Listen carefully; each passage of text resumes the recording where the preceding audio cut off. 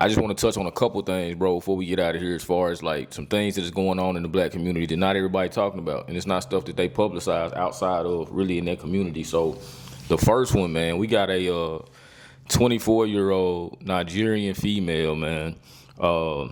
Miracle Izuchukwu is her name, you know what I'm saying? And she is the youngest black female commercial pilot in the United States, bro. Yo, that's dope. You know what I'm saying? So, like, one is dope just to say you're the first or you're the youngest to do anything.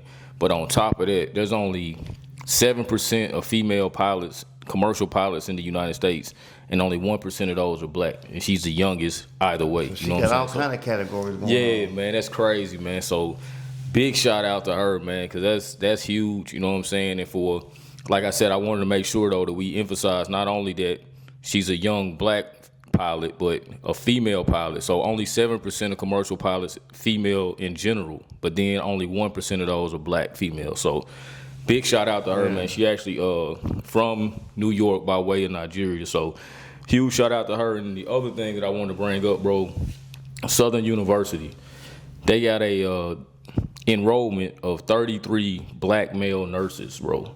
This is history for Southern University, what they call SUSUN, so a Southern University School of Nursing.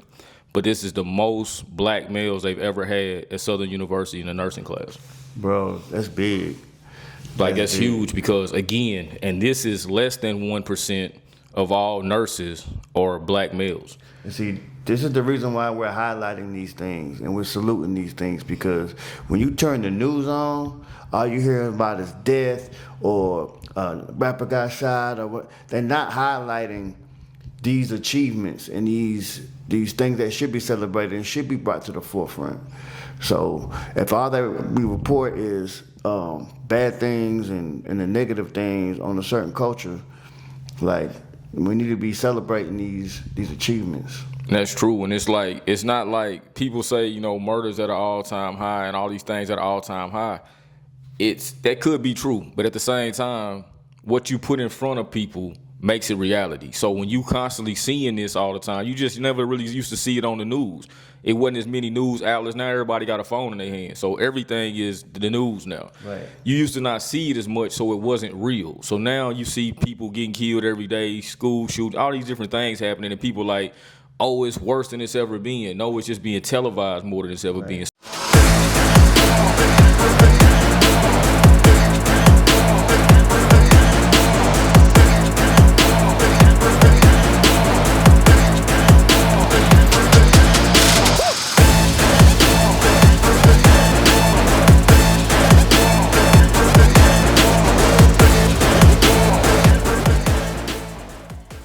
Hey, what's happening, man? It's your boy Giovanni McFly. Your boy Showtime. And this is the Fly Show.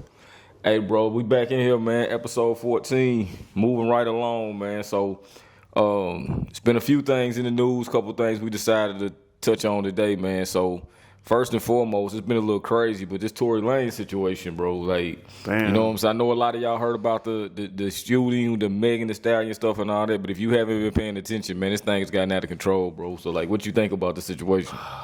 Man, I wasn't really too deep in it when it was going down, and I'm not gonna lie, I thought he did that shit.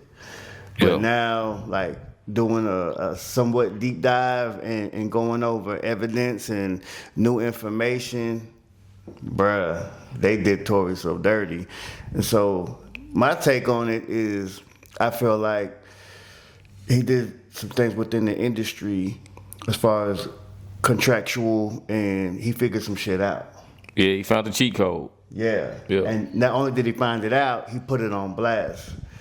So, you know, this is my opinion. This is just my opinion. I felt like Jay used Megan to penetrate. Well, pause. You know, to get at him in the you know, to forward their agenda, and it worked. Did you hear his album? Yeah, so I mean, I fool with Tory, man. Tory a dope artist first and foremost. You know what I'm saying? Like, the situation always seemed a little murky, but dude a real artist. Like he nice with it. Like for you to get on the track with cats like Wayne and the Baby and them and hold your own, really not even hold your own. He had one of the hardest verses on the song. So like, dude really like that. You know what I'm saying? And then the way like you were speaking on the way he went about the NFT deal and sold all them joints for like $1 to his fans and let them make money off of it. But you got to think, if I sell 1 million NFTs at $1, I done made 1 million and I went platinum. And that's the cheat code, you know what I'm saying? So when he put it out there, they like, whoa, you can't do that, man. You know what I'm saying? And then his fans still had the opportunity to make money off the album, which was crazy. You know what I mean? So yeah, the fact that they trying to kill this man off in the penitentiary and bro, then you got 10 years for what? And that's right after this information came out. Yeah. So they know if he get free, he finna be blowing. It's gonna be a problem because Tory hard to keep quiet anyway. So you get him back out on the streets, ain't no telling what he might say. And so I'm pretty sure Megan and her team shook right now. Like, yeah, because they saying now like there was no DNA from him, no fingerprints, nothing on the weapon, like nothing. So they wouldn't even put his sworn testimony in the trial. What? Yeah. And it was other people that were supposed to testify in the trial that didn't testify on his side. So it don't look good, man. Hopefully first and foremost, hopefully Tory can get out of that joint. Man, you know what I'm saying? Because like I said, it's one thing to take that man's freedom and have him locked up for 10 years. But now when you got people trying to, you know what I'm saying, stab on this man and all that, like that's not the move, man. So hopefully that man can get home, back to his family, man, back to what he was doing. And you know, if he found a way, man. Respect it. You know what I'm saying? Give him his flowers for doing something different because the game's supposed to evolve. You know what I'm saying? So if he found a way to sell 1 million records and do it that way and still on top of it, not only he made money, but he made a way for his fans to make money, that's love, man. Yeah, that ain't how they see that, though. Oh, I know it ain't how they see it. Speaking of not how they see it, man, we at the next step of the Diddy situation, man. Trial done started and everything. Cassie been on the stand. Some people tied to Diddy have been on the stand, bro. So like, I don't know how close you've been following and what you know what I'm saying, how you been looking at it, man. But it don't look great. You know what I'm saying, for real. Nah, you know, Cassie went into labor, right? They had to rush her. Yeah. So man, nothing but prayers and healing energy to Cassie, her husband, her whole family. We hope the baby's born healthy. I know that's a lot of stress, bro. Like, she's final term, ready to pop, and she got to relive that whole situation. The worst time of her life. Yeah, that's crazy, man. I have to sit there, but it showed the strength in her too to sit there and go through that and say what she need to say and relive it. And you know what I'm saying? Because a lot of women not doing it. You know what I'm saying? There's a lot of women out here in abusive situations, and they continue to be because they don't speak up and say nothing about it. So shout out to her. Shout out to everybody else who may have been in that situation in the past. And hopefully you find your way out of it if you haven't already. But they also said, bro, like, it's crazy because one of his executive assistant asked for immunity. Capricorn? Yeah. So he want immunity. So they like, what is it he got to say that he need immunity for? Because that's beyond just testifying against him. Oh, you talking about a dude? Yeah. You know what I'm saying? I think it's like Kaplan or some shit. But he asked for immunity when he went in there, and they like, so what is it that he need to say? They gave it to him because it's something that he gonna have to say that's beyond what we already know in public. And the crazy thing is, he got immunity. He finna let it all fly. But the crazy thing, he was the one who set up the freak offs, set up the rooms, put all the supplies that's that in. Pretty boy dude. He was the one responsible for cleaning up afterwards. Did you see? You know what I'm saying? Like, it's wild, bro. So like, if he the one cleaning up after all these parties and doing all that, he got some information that ain't nobody else got. I seen some of his interviews. I seen an interview on him. It was like a documentary or something. And yeah, he did. He set them things up. And then like, when he went into court though, the jury, nobody was in there. But when he walked into the courthouse, Diddy was sitting there, and they kind of like nodded and winked at each other. So now it's a conversation about that and like what's really going on, because the judge wasn't in the room at the time, the jury wasn't in there, but when they walked in, and it was kind of just, you know, a couple, like his lawyer wasn't even in at the time. They walked in, seen each other, acknowledged each other, winked at each other, kept on about their business. But when people was in the courtroom, they act like they didn't know each other.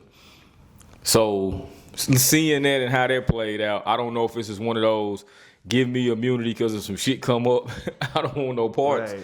And I'm just going to give you a bullshit story. He could switch up at the last moment. I'm going to give you a bullshit story and just say this. You know what I'm saying? Like, you just never know, man. You know what I'm saying? Hey, bro gave him the blueprint for that type of shit, though. He just say whatever and get home. You know what I mean? So yeah, and I have to throw a pause on that one, too. Yeah. You got to be real careful. Yeah, we talking about Diddy. But did you hear any of Capricorn's testimony, which was his assistant? It's like Laura London's play sister. Nah. So, man, he done held, and she testified this. He done held her hostage. He done popped up over at Kid Cudi's house with the strap. And man, the testimony, before I even go there, it's heartbreaking, bro. Like, for real, like, I don't understand how a man could do that. Like, I just don't. So, you know, she wasn't even doing nothing with Kid Cudi. They just was going to meet or whatever. She put Capricorn in a messed up spot. And, you know, because Diddy was already in crazy mode or whatever. But anyway, he ended up, Kid Cudi dipped out or whatever, and they said he didn't even put hands on her. He was just kicking Cassie down this driveway for like 50 feet. But like, she wasn't moving, so he's literally kicking her like a fucking... Yeah. I'm just like, bro, for what? Man, that's a little girl, man. Like, yeah, for what? She half your age. She little. She not fighting back. Ain't no point. And it really, a lot of what I done learned through this Diddy situation is that a lot of what he was doing wasn't for that individual. It was for the people around to see how he did those individuals so they wouldn't cross him. It was to put fear in those people. You know what I'm saying? And like, even now, they talking on the Kid Cudi situation. That's part of the trial. Cudi's supposed to testify too, because, you know, they saying that Diddy blew his car up because of that situation. I think he testified. Yeah, initially they sent a note. They sent a note to the judge the night before he was supposed to testify, and they postponed it. Okay. So I don't know the reasoning behind it, but that seemed a little sketchy. I think they had some new information. I think it was what Capricorn was talking about, and so they probably want to get with him to make sure he puts that in there. Yeah, they definitely in the middle of the night slid a note to the judge like, we're not gonna testify tomorrow. So they pushed it back, but yeah, man, this thing don't look good for homie, man. You know what I'm saying? Which it is what it is, bro. Like, if you put people in that situation and yourself and your family, because it ain't just one sided. Like, yeah, it's victims on that side, but his family, them, and everything they gonna have to go through for not just now, but for generations to come because of this. He put everybody in a bad situation. So if that's the case and that's how it went down, you deserve whatever coming to you. You know what I mean? You could be the best person in the world, but you Diddy's grandkid. You're just gonna be known as Diddy's grandkid. It's one of Diddy's grandkids, and he don't trust him, don't be around him. You know what I'm saying? You born with it. That's rough, man. You know what I'm saying? Like, that's a tough situation, though, and we'll see how it unfold and what else come out, because it's a whole lot of big names that's probably tied to this case, man, and we kind of just gonna see how it unfold from here. I'm waiting to see this video evidence. I don't want to see the video. I don't want to see it. I just want to know what's going on, who's all involved, like, because I think it's way bigger than what we know. Of course it is. I think it is too, and I don't know if I really want to know. You know what I'm saying? Like, I want to know the names. I don't care about what they did. That's what I'm saying. I don't even want to know if I want to know, man, because it's like, it's so many branches, and like, all of them branches gonna touch something that means something to you.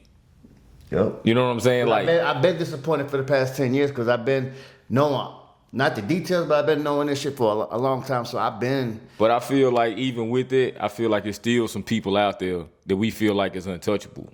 You know what I'm saying? Like, in our world, that it's gonna reach so far that it's like, how does it not touch these people too? You know what I'm saying? Or how were they not aware of it? And you know what I'm saying? Like, but hey, if you was with that, you know what I'm saying? You forcing people to do this, and if you with that, like, I don't feel bad for you going nowhere.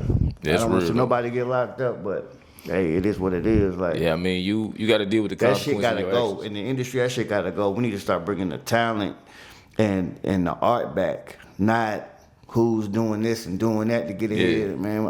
I want some real art. Like, I done lost my love for, like, if it ain't an underground artist that's really pouring his heart out or doing this thing, like I don't even want to hear it. I feel you. I'm kind of the same way, but it's like you still don't know, even at that level. You know what I'm saying? You got cats who just walking into the game that already somebody didn't put their arm around them. You know what I'm saying? So it's a difficult situation. So I really at this point I separate the artist from the art.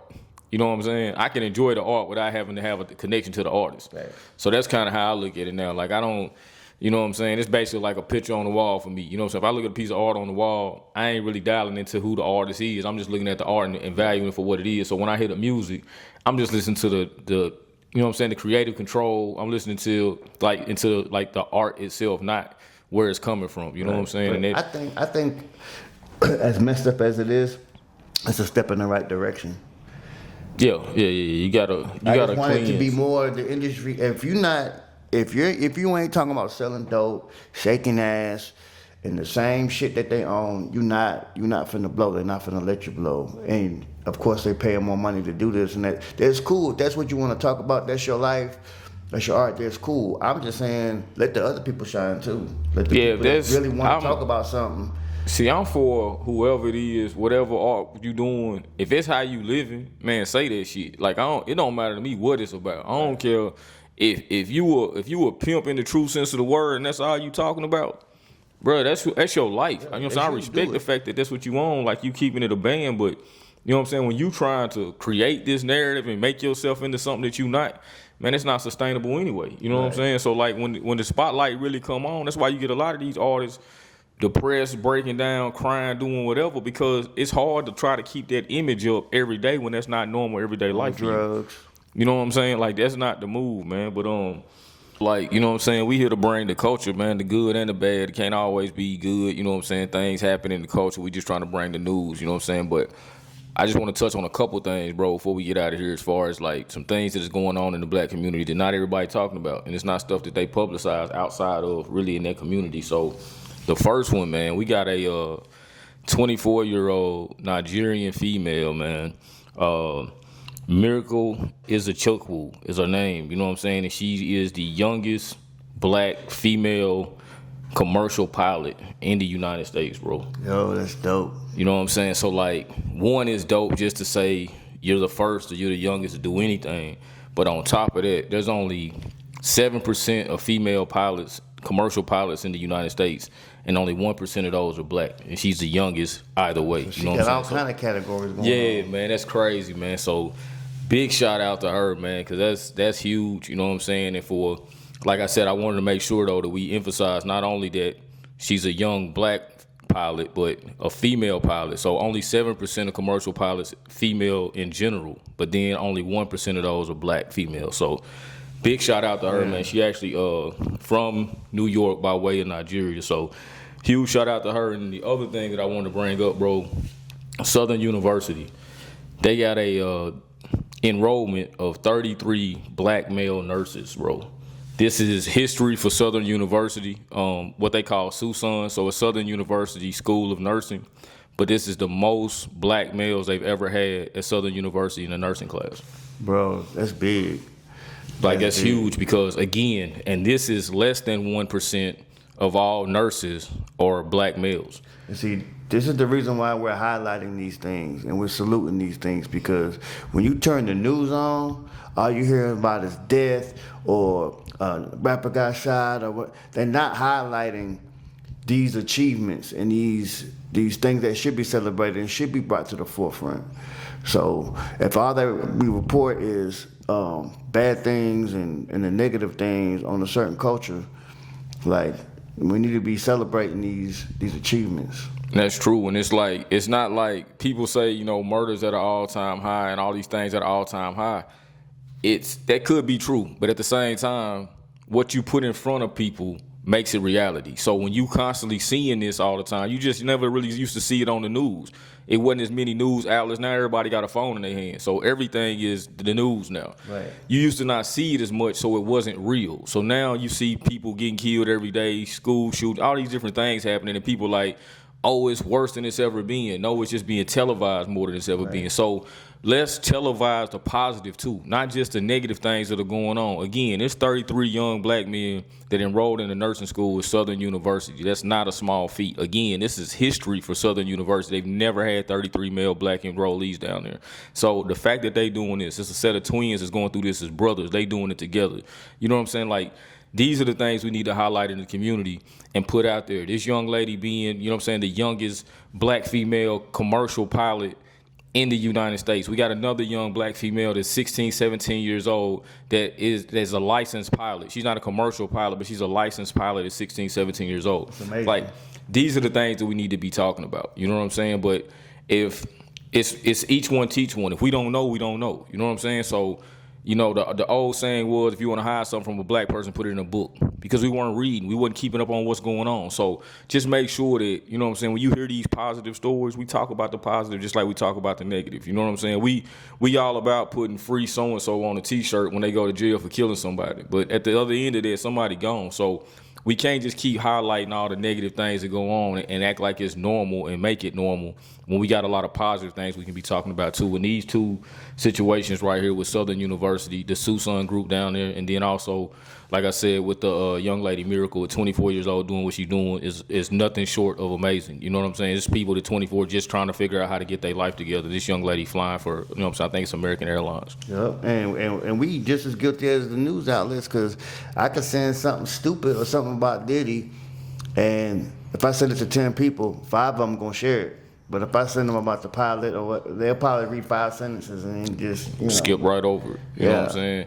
To that point, bro, I sent a bunch of females that I know, like entrepreneurs up and coming, that, you know what I'm saying, shakers and movers out here. You know what I'm saying? Like, because you know how we move now. It's like if birds of a feather flock together. So I'm not really dealing with nobody who don't have something going. I had that mindset. So I sent the story about Fawn and everything she went through. Fawn Weaver, for those that don't know who I'm speaking about, but I sent her story to a bunch of people. Barely got a response. But if I send something negative or something that's making light of another person's situation, you're going to get a response back. You're going to get a heart. You're going to get, you know what I'm saying? Like, and they're going to send you something else about it. Yeah, similar to it. If not the same story, something similar to that. But we brush over, you know what I'm saying, the positive things are going on. And to that point that I just made, you know what I'm saying, shout out again to Fawn for everything she already done. But also, if you haven't noticed or haven't heard already, she has a new book that she dropped called Love and Whiskey. So that's just another thing that's going on, man. We gonna get to a point to where we lock in out there and do some stuff. But just shout out to Fawn Weaver, Uncle Nears, the whole team, and what they doing. So do you know where the book is available at? Is it on Amazon or? I'm pretty sure it's on Amazon. She's actually out on a book tour right now as well. So wherever you get your Audible books, you know what I'm saying, your hard copies, it's gonna be there. This lady, I have no doubt, without even having a conversation with her, she's about her business. You know what I'm saying? So anywhere that you can possibly get a hardback book or Audible book, I promise you it's going to be there. It's Love and Whiskey by Fawn Weaver. Yeah, her journey's amazing, so I know the book's going to be dope. Yes, sir. But before we get out of here, bro, you know what I'm saying, we kind of touched on fears and things of that nature earlier, man. So I know that's something that you wanted to talk about on this episode. So just getting over fears, how to conquer those and what that looks like and what, you know, the next steps are after that. So, yeah, I've been going over... just been working on myself, man, and just looking at, we always tend to overlook the negative things or the weaknesses. You know, we're like, oh, we're this and we're that, but we never be like, yo, we this and right. that. So, you know, I think when I'm looking at myself and the journey that I've came and where I'm at now, I had to work on fear a lot. Yep. And fear is not just like you being a punk, scared of this, scared of that. Fear could be fear of rejection, fear of failure. Yep. You might not try to do your life's purpose or a goal of yours just because you're scared to fail. So you have to look at fear in anything. Or you might not even pursue a relationship because you're fearing that you're going to fail it. So you just self-sabotage. Yeah, that's real. So, basically, I just wrote some stuff down on it. I'm just gonna read it. Overcoming fear with the power within. Fear, it's a word that stops more dreams than failure ever will. It whispers doubts into our ears. It builds walls where the door should be. Fear is not the enemy, but it's our response to it can be. Every single person you admire, every leader, every innovator, every athlete, every artist, each one has stood toe-to-toe with fear. And not once, many times. The difference isn't that they didn't feel afraid, is that they moved anyway. And fear says, what if you fail? Courage replies, what if I fly? You see, courage isn't the absence of fear. It's doing the thing despite the fear. It's walking into the unknown with your knees shaking, but your head held high. Choosing action over hesitation, progress over perfection. Think back to the moment where you were scared and did it anyway. Maybe it was public speaking, starting a new job, leaving a toxic situation. That in that moment you grew. You proved that fear doesn't define you. Your choices do. Don't let fear keep you small. You were made for more strength, more growth, more impact. Every time you push past fear, you stretch your limits and you rewrite your story. Let fear be your signal, not to stop, but to pay attention, prepare and to focus, then to leap. So stand up. Look fear in the eye and say, you will not stop me. I have a mission. I have a purpose. I'm not turning back. The future doesn't belong to the fearless. It belongs to those who feel fear and still go anyway.